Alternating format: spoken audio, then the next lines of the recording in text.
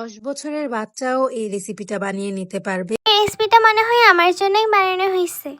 এটা বানানো যত সহজ, খেতে কিন্তু ঠিক ততটাই মজার। বাইরে প্রচন্ড রকমের বৃষ্টি হচ্ছিল, কি বানানো যায় ভাবতে ভাবতে হঠাৎ করেই এই ঝালপোয়ার রেসিপির কথা মনে আসলো। আমি যখন বানাইতেছিলাম তখনও বৃষ্টি পড়তেছিল, কিন্তু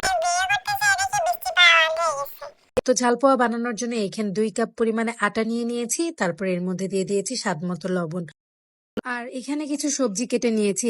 আপনারা কিন্তু এইখানে যে কোনো সবজি ব্যবহার করতে পারেন। তো আমি অনেক অলস, তো আমার আম্মু রান্না করার জন্য যে সবজিগুলো কাটছিল আমি সেগুলোই ইউজ করে এরপর ফেলছি। এখানে বেকিং পাউডার দিয়ে দিয়েছি হাফ টি স্পুন, আর এই বেকিং পাউডারটা কিন্তু অবশ্যই এখানে দিতে হবে। আমি এখানে বেকিং পাউডারের সাথে আর কয়েকটা মশলা অ্যাড করছি টেস্টের জন্য। এরপর সবকিছু একসাথে খুব ভালোভাবে মেখে নিতে হবে। আর একটা মিশ্রণ তৈরি করার জন্য অল্প অল্প করে পানি দিয়ে হাত দিয়ে আমি একটা গোলা তৈরি করে নিচ্ছি। এখানে আমি আমার ফিউচারের মতো এটার উপর পানি ঢেলে দিব। আপনারা হয়তো ভিডিওটা দেখে বুঝতে পারছেন এই মিশ্রণটা কেমন হবে। হ্যাঁ, আমি দেখে বুঝি নাই যে মিশ্রণটা কেমন হবে। এরপর এখানে আমি হাফ টি স্পুনের মতো আদা রসুন পেস্ট দিয়ে দিচ্ছি। আমি এখানে প্রথমে আদা রসুন পেস্ট দিতে ভুলে গিয়েছিলাম। আমি আপনার রেসিপি দেখে বানাইতেছি, তো আপনি দেন নাই তো আমিও দেই নাই।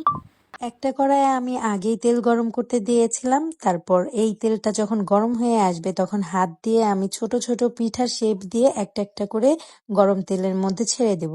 আমি জানি না পিঠে এরকম শেপের হয় কিনা, কিন্তু আমার জন্য চলবে। আমি বলছিলাম আমি অনেক ভালো রান্না পারি, তো আমি কাই অনেক পাতলা করে ফেলছিলাম, আর তেলে দেওয়ার কিছুক্ষণ পর এগুলো ছড়িয়ে গেছে। তো আমি আরো একটা অ্যাড করে আবার বানাইছি। যেহেতু এখানে বেকিং পাউডার দেওয়া হয়েছে, তাই এই মিশ্রণটা যখন তেলে ছেড়েছিলাম তখন কিন্তু সাথে সাথে ফুলে উঠেছে। আর এটার ভিতর দিয়ে কিন্তু একটু ফাঁপা থাকবে। তো আমি সেকেন্ড টাইম যেগুলো বানিয়েছিলাম সেগুলো ফুলছে। আর এটা দেখে মনে পড়লো কালকে আমার ম্যাথ পরীক্ষা। এখন পড়তে চাই, আপনারা আমার ইউটিউব চ্যানেল সাবস্ক্রাইব করে আসেন।